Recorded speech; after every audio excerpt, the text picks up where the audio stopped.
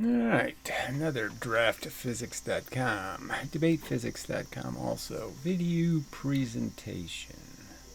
So, the Ian Gosling has made a civil video, disappointing almost, but it's just, it's just, yeah. No, it's just no point. Alright, so I guess I probably should just play it. Okay, it's only a minute and 34. But I don't know if it's, it's not all that pertinent. And I only played it to this point where he's going to argue that the lever is just one thing. And it's clearly not when it's in gravity doing its work. It's not just one thing spinning. It's not just one thing spinning ever. So again, that's just not true. But anyway, all right, let's just play this. I'm sorry, guys, but I'm just going to one more go for Gary, because it's important to me that you don't misrepresent. I've never misrepresented your argument, so that's just garbage as an accusation. I've tried my best to understand your arguments, and it's just, it's a non-starter for you to start with some idea that I am deliberately or in any way misrepresenting or misunderstanding you, because that isn't happening. All right? What you're doing is not accurately describing or even countering what I've already said. So I've made numerous videos, and I'll make another one now, explaining how I know the lever to work.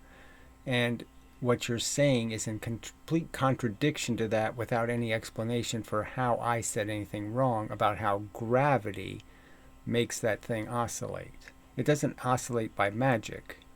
And you could do it horizontally with springs. You could put springs on it. Now, they won't be as effective because they're not as good as gravity, so it won't oscillate as long.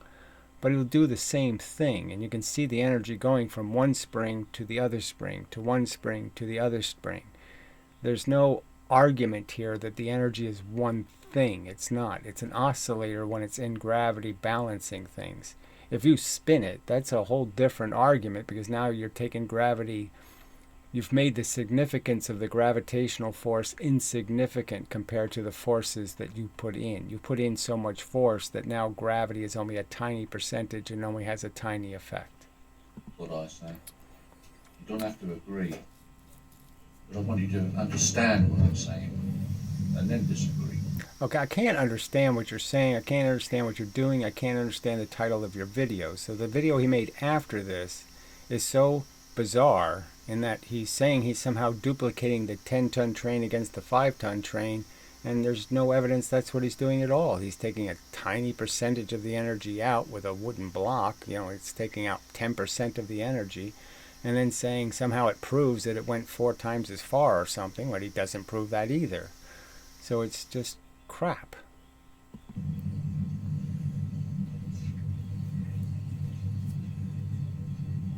You say that this oscillation disproves kinetic energy. I say that clearly the lever only considers momentum to have meaning as motion in the universe. It's telling you that this motion, momentum, and this motion, momentum, are equal. And it sees no kinetic energy. It can't see it, it can't balance it, it can't adjust to it, it can't find it. And I'm saying it's such a simple device.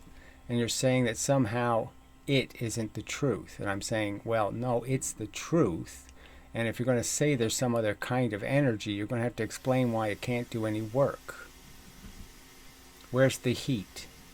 Where's the extra energy it has that we're not seeing? You're saying that the thing on that end, the thing on the 4 times the distance, only looks like twice in this example, but that 4 times the distance, the one mass, I don't know what this is exactly. You must have a 2 mass twice the distance. I don't know. That somehow it has twice as much energy. Well, the lever can't find that energy.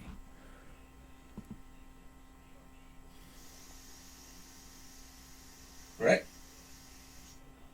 Why? Because at any point in its motion, this having twice the energy as this mass, Well, you could go by that standard. You say it has twice the energy, right? So it's a 2 mass at twice the distance, half the mass at twice the distance. And he's saying that by his theory, kinetic energy theory, that's supposed to have twice the energy, and it doesn't. So that's the argument he's making here. In terms of paraphrasing my argument. Yes, I'm saying that's absolutely the truth. That your theory isn't being recognized by the simple lever. The lever can't find the energy you say is there. Because of its velocity. If it did have twice the energy, it wouldn't balance. Wouldn't work out. Well, and understanding why. If it was springs, you could understand why the spring would have too much energy on this side. It would push back. It wouldn't balance. The two springs couldn't exchange the same amount of energy. So it wouldn't be possible. And the point is that gravity's the spring in this case. And you can't put twice as much energy in one side of gravity, so to speak, and then have the other side not equal. So the point is that it's basically saying dropping this side is the same as lifting this side, and it's saying letting this side fall is the same as lifting this side over here. Except, with this slight difference in the matter being switched onto the different sides. Is that right, Gary? Is that right so far? Because it balances, the energies have to be the same. So I'm pointing out, I've already pointed out that this lever isn't strictly speaking balanced to start with, in the sense that this isn't a well-balanced wheel if it was a wheel, because you do have the weights attached and they're rigid. So they're doing the angular thing, which in a sense changes their distance from the fulcrum, which disturbs the experiment. You can understand an unbalanced wheel. I drew that. So, I really have to say it again? I have to point out this argument again? You see, that's the part that's so frustrating. You really don't pay any attention to all the arguments I make, and then you make these counter arguments as if I haven't already covered this. Okay. Therefore, there can be no kinetic energy or difference. What you're forgetting again... No, I didn't forget anything, but okay, go ahead.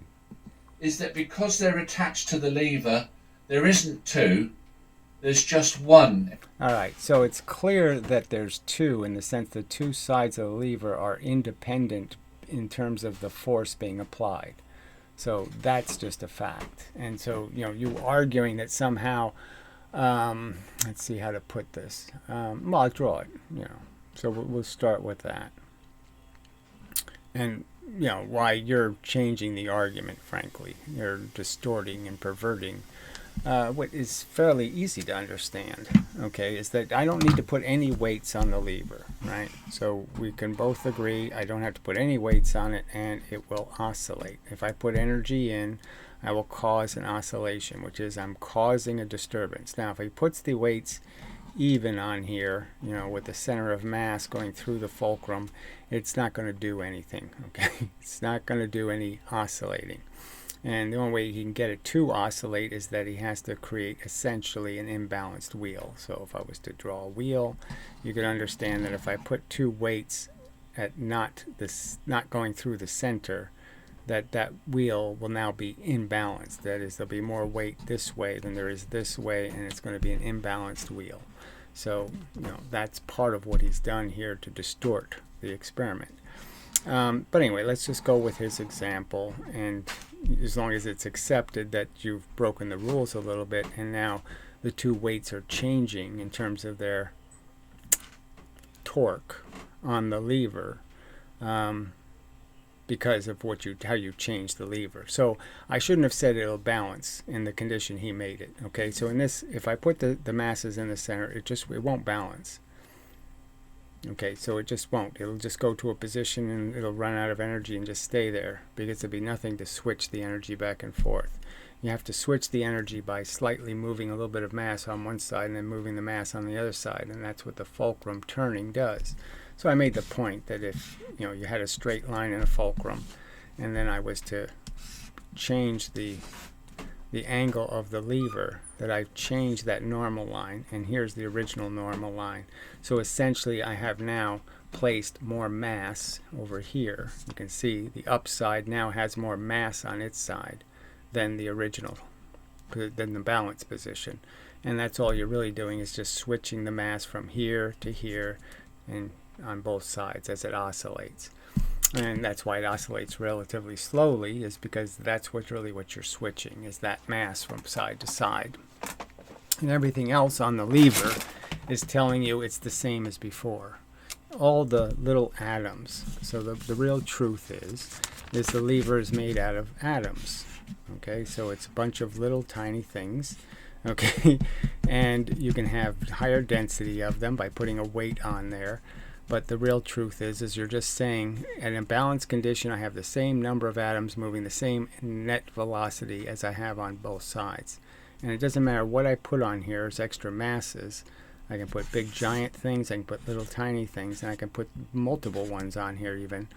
And all that really matters is how much mass, when you add it all up, how much mass do I have and what's the average velocity. And that's what the thing that's the balance is going to do, is produce an outcome that'll tell you what exactly, equals something else. And that's how it works. And it works in the sense that it makes perfectly rational sense, okay, that twice the velocity is in currency. Okay, so if I make it a currency argument, and we're just talking about pennies versus 2-cent pieces, that's all going to equal the same thing. $1,000 bill is the same as $1,001 bills. $100 is the same as $100 bill. There's no difference. So I can put a $100 bill over here, and I could put $101 bills over here, and it's all going to be added up to be the same thing. And that's how the lever's testing it. Now, like I said, ideally you should be using a balance, with a fulcrum above the entire lever, and that way it doesn't matter where you put the weights in terms of how you hang them, because they'll be interpreted the same way no matter how they're attached to the lever. Won't matter whether they're center of mass or not. It just matters about what their linear distance is as they oscillate. Let's see. So that's the important point, is there's little pieces of matter, and that's all you're saying is that when you add two pieces of weight and it continues to balance, it's saying to you that moving one of them up in gravity is the same as moving the other one down in gravity.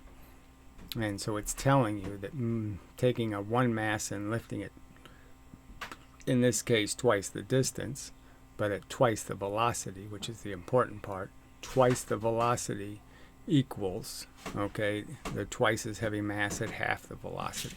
The 5-ton train equals the 10-ton train. The 5-ton train going 10 is the same as the 10-ton train going 5. Two $5 bills is the same as a $10 bill. No difference. That's what the lever's showing. It's demonstrating no evidence of kinetic energy. And if I put the masses on in compliance to your theory, it won't balance. That's the simple truth. It won't work. It won't show a balance. So if I put the one mass at 2 velocity and the 2 mass at 1 velocity that you claim, well, that's the bad example. I'm saying we put the 2 mass at 1 velocity. The 1 mass, let's just stay with the 4 and 4 thing, just to illustrate gravity. If I put the 4 mass at 1 velocity and the 1 mass at 2 velocity, there you go, I won't get a balance. The balance will say those aren't equal amounts of work in gravity. It's not the same work to create those two things. And those are the two things you changed on the lever. They're the only things imbalanced that you're putting on the balanced lever. So clearly it's saying they're not balanced. All right, so not perfect, but good enough. I would imagine that should be good enough. Energy. The energy of the system as a whole. Because both masses are moving in the same direction. Okay, so you're just ignoring the fact that it is an oscillator and they both stop and reverse direction. So you're just ignoring the whole point of the balance. And again, maybe you could see it better if you just thought of it as springs. So I don't think I put the image back on here, right? No, I didn't. So let's do it horizontally. And so here's your lever. You put a spring over here. Put a spring over here. Okay. And you put energy in and it will oscillate. Okay. I guess you could do it with just one spring. And I haven't thought about that. But it's going to tell you the same thing. I mean, it won't be as visual. So let's see. If I put just one spring, it's still going to oscillate. And if it's imbalanced, what would the consequence be? I have to think about that. Well, the spring is going to cause it to die level. So that's going to be a deception, because the spring, once it runs out of energy, it's just going to sit there and do its natural state thing and restore it to its natural state. So that's sort of deception. Let's see. How else can I do this experiment? Well, I guess I'll take a pause and see if there's some other way I can point out to you. You have to concede that the gravity is causing the oscillation. There wouldn't be any oscillation without gravity. So you have to include gravity in your argument. And gravity is measuring their weights, their masses, okay, by giving them weight. And weight is the same as momentum. I mean, are you really going to argue that weight isn't momentum? Yeah, really? Well, okay, I won't bother pausing. Let's just continue. I'll put him back on, I guess. Finally. Doesn't matter they're going up and one's going down. They're moving in the same direction regarding the rotation of the lever. All right, and I just don't know how you can make that relevant when clearly they're not going to rotate. They're going to stop and reverse direction. It's clearly an oscillator. There is one energy. They're not fighting against each other. They're not. Okay, so the point is yes, they explicitly are through gravity. Gravity's telling you it takes as much work to move this one at a velocity and that one at a velocity. It's the same amount of work. One of them falling is the same energy to lift the other one. That's what it's clearly saying. Gravity is in control and you can't say anything else is. Gravity is maintaining the energy in the system by causing it to oscillate. Their motional energy is not. Their motional energy is not contradictory. The emotional energy is in the same direction. And so it wouldn't matter. So go ahead, put your mass, put kinetic energies rules on and see how well it spins. And you'll see that it's an imbalanced wheel and it doesn't spin properly. So, I mean, you can just keep ignoring the truth that a balanced wheel demonstrates momentum to be true. And if you attempt to put weights on a wheel consistent with the kinetic energy theory, you will have an imbalanced wheel. There is one energy. No, whatever this is, there's one energy. Sorry, no, there isn't. So, that explains that.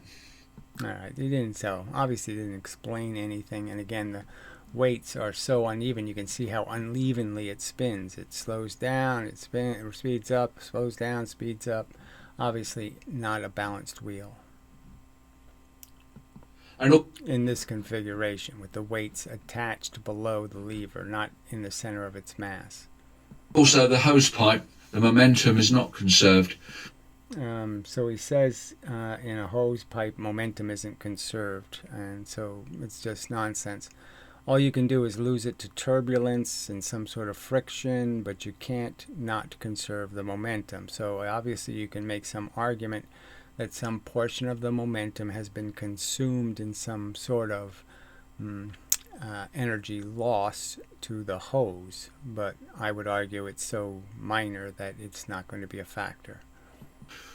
when you double the velocity through the constriction, the mass flow is not halved. It continues at the same rate. So obviously higher velocity is not the same rate, so it's just nonsense.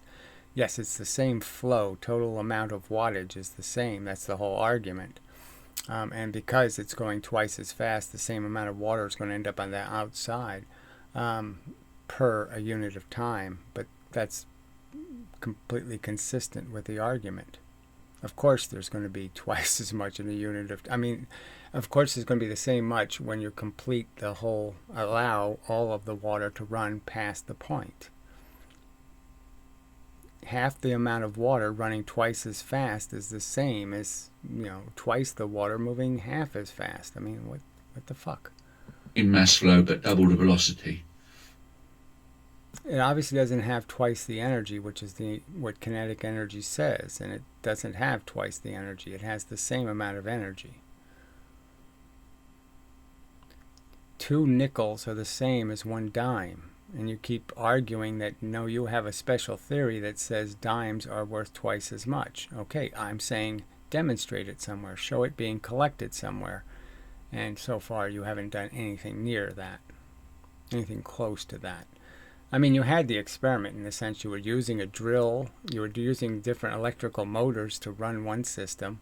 Why don't you just show us how it uses, if I spin it 5 times as fast, I'll use 25 times the wattage. Just show us that. So look that up. Yeah, I don't need to look anything up.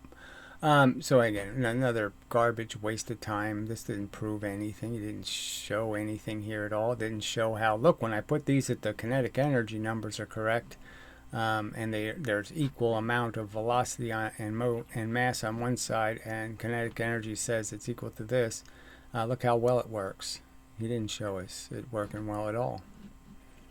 So, just a waste of time. Sorry. Alright, so does Gary realize that when the lever moves, both sides are moving? Yes, in opposite directions. It's just a fact. One is, and the reason why it's oscillating. So it's not moving, it's oscillating. So do you understand the difference between an oscillation and a rotation? So, and again, it wouldn't matter if it was rotating. It's still going to demonstrate that it's imbalanced. Let's see. Yeah, draft science confusing when he said weight will travel down the sight line for a small amount of time. I don't know what that means. That's not what I said. I never even used the word sight line. But anyway, but if anything, the centrifugal forces or torque is coming from the top holes on the weights. So this guy's really nuts. Yeah, I don't know. The top holes on the weights. Amazing. But they are tightly attached to the lever, so something why he would even come to the conclusion as he did. So I guess just to point that out, I guess I'll just make that even clearer. Okay, that what he has done isn't, strictly speaking, a balance, because the weights are in fact imbalanced. Every time you move them, you create an imbalance, and that's why gravity wants to fix it, is because you broke the balance. It's clearly not a balanced wheel. I shouldn't have to point that out to you, but if these weights are hanging down below the center of mass in the fulcrum, if I did that to a tire, and I put 2 weights on the same, I draw a line through the center of the tire, and I put 2 weights below that line, it's not going to balance the tire, okay? The tire is going to be imbalanced. I can't balance it that way. So this isn't a balance. It's inevitably changes the mass of these, it changes the weight of these objects, okay? The measurable weight of these objects as it rotates. And that's why it has to compensate for the change you're creating. So it's not moving a piece of the lever over and a piece of the lever over because it's in the center of the wood. But you're essentially doing the same thing by moving the weight a little closer and a little further away. So you're causing it to have more torque to be balanced. And so it's saying, as this one goes up, it's saying it's getting heavier. I need to push it down. And then the same thing with this one. That's all that's happening. One's getting heavier as the other gets lighter, so it's forcing the balance to happen. So it's the same idea, but it's only happening because he doesn't have the weights centered on the mass. And so if he puts the weight centered, it won't oscillate. All right, because it's a balanced wheel, and it'll just keep rotating. All right, so enough said on that. And such. I think that's enough of a video, right? Yeah, yeah, it's enough. I shouldn't, I mean, while I'm here, I might as well dispose of this video. So this one makes no sense at all. Impossible. Hello again, guys. Impossible for me to glean anything from this video that's useful. So he's got a mass, 2 mass, he says. 2 mass, 1 velocity. And then he's going to do a 2 mass at 2 velocity, or is it 1 mass at 2 velocity? I don't know. It doesn't matter. He's hitting it into a piece of wood. Okay. And so let's just watch the experiment. So I don't know what this could possibly have to do with the 10-ton train against the 5-ton train. It's beyond me understanding how it's related in any way. Try it again. All right. So I'll do this little, period is there. Yes. Alright, so it's a heavy thing hitting a very, very light thing. And so it obviously just takes a tiny piece of the energy. There, a tiny piece. Moves right with it. It's got a tiny bit more velocity because obviously the thing that hit it slowed down a little bit.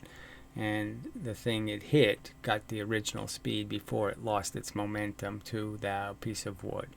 So it's demonstrating just about nothing. Oh, it is demonstrating nothing.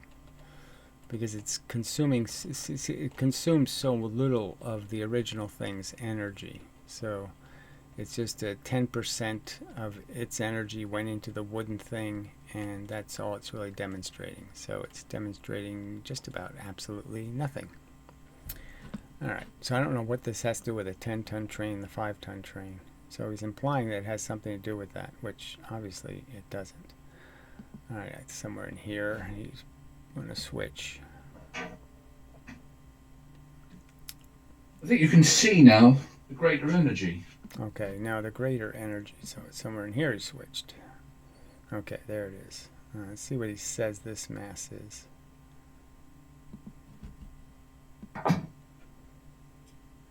Right. Swap the weights. Alright, so this is apparently a 1 mass at 4 times the height. Apparently. I don't know. I don't know. So it's twice the velocity. A 1 mass going twice the velocity. And this is somehow going to demonstrate something. And what the hell could it possibly demonstrate? I mean, and now besides the fact that nothing is measured in any way. 1 mass at 2 velocity. Right. So what would we expect?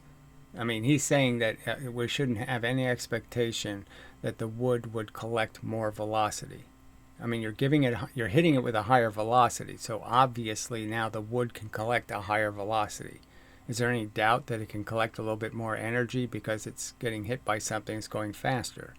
So if I hit something with something going 30 miles an hour, and then I hit something with something going 60 miles an hour, you can have every expectation that the thing you're hitting, like a bowling pin, will fly away with more energy. So just as I pointed out with the bowling ball example, right? I mean, the first pin, the 8-pound ball going 16 miles an hour, the first pin it hits, it gives twice the energy to it because it's going twice the velocity.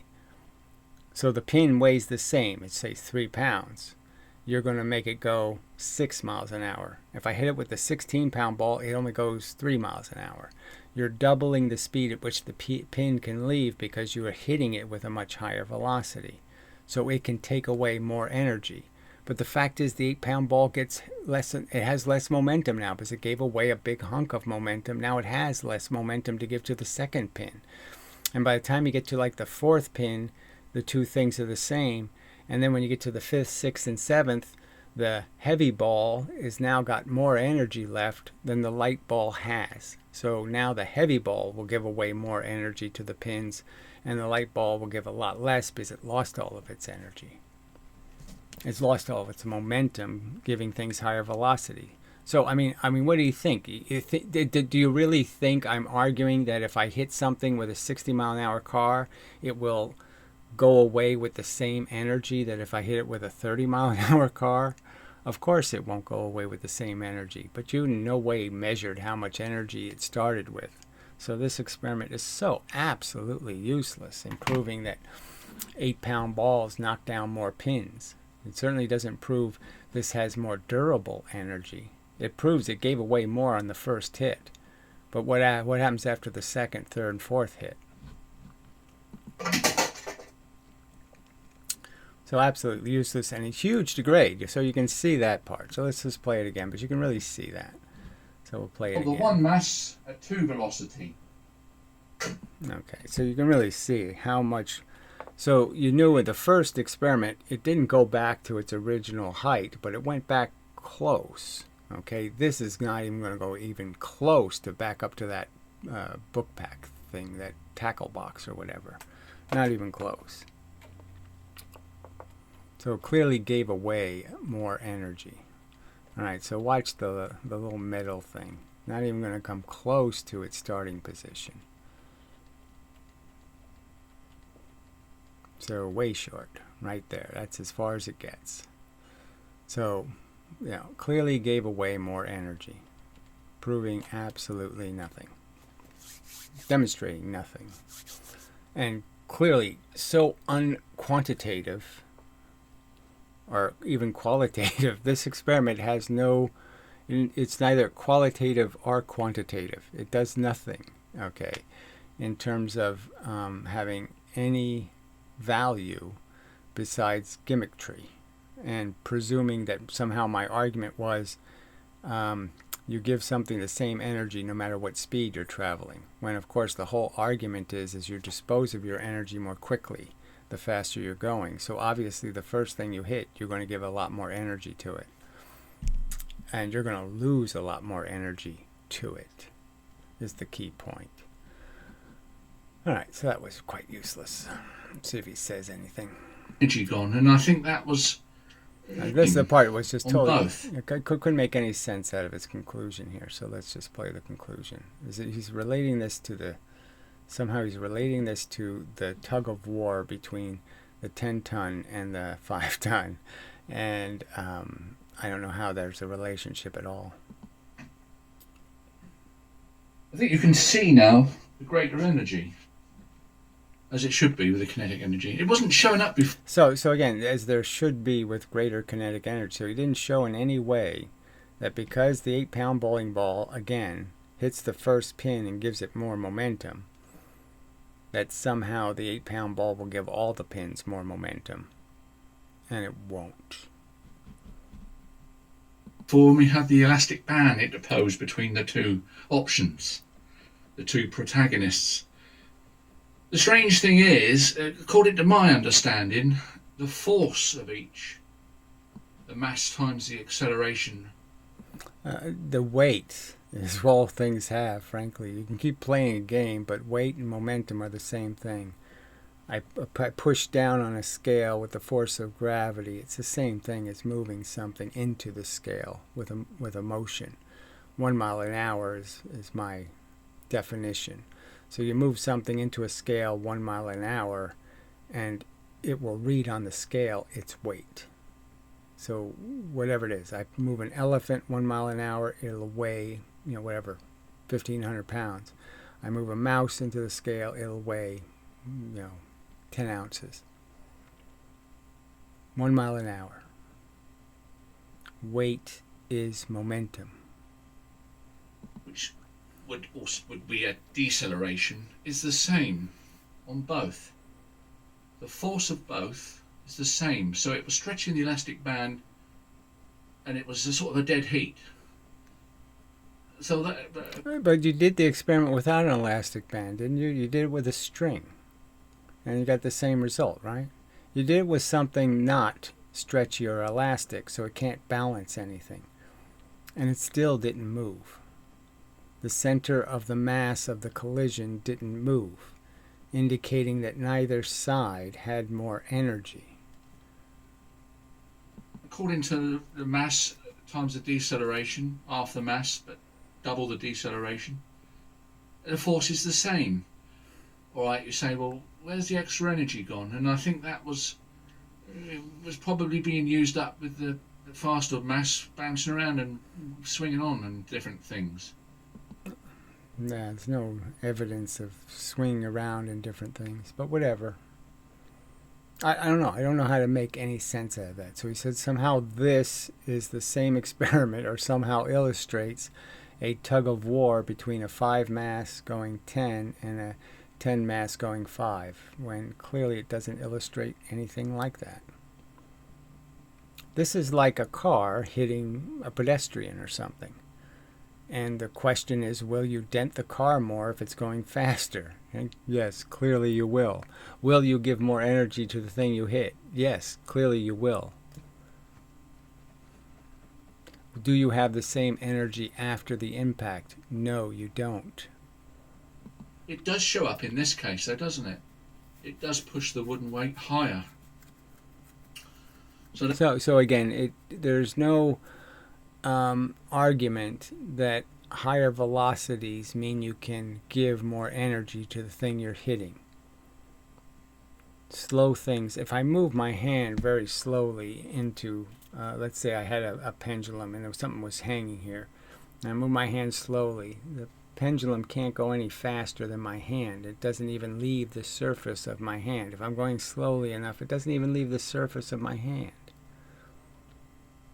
The thing can only go as fast as I was going. I can't hit it 30 miles an hour and it fly off at 60. I can't do that unless you do put springs on it or do something else to enhance how much the energy can go in. But with just my hand hitting it, I can't make it go faster than my hand's going. A 16 mile an hour bowling ball can't make the pin leave 18 miles an hour.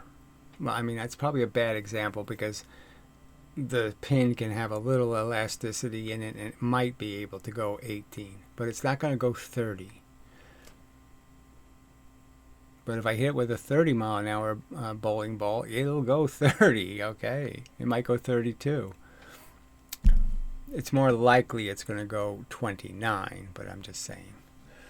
And the bowling ball will end up going 25. Anyway. Yeah, so I don't think this... There we go, that's another one. Okay, it's another one of what? What the hell was that? I mean, I just don't understand how this proved anything.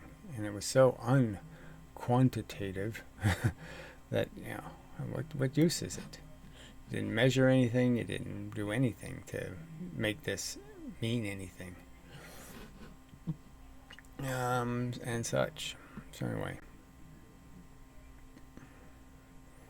It's like saying if I throw a tennis ball at 10 miles an hour at a brick wall, and then I throw one at 20 miles an hour, I shouldn't expect the one going faster to bounce back further. Of course I should expect that. Oh, Jesus. No, well, whatever. No point. Speed matters. I don't know how I can say. I mean, what else can you say? It's probably not a good example of the tennis ball. Again, it's about hitting the tennis ball. And obviously if I hit a baseball with a bat moving faster, it's going to make the ball move faster, and the bat will give away a lot more energy. And if I move the bat really slow and then hit the baseball, I won't give away much energy at all. Alright. Yeah, that really should be enough.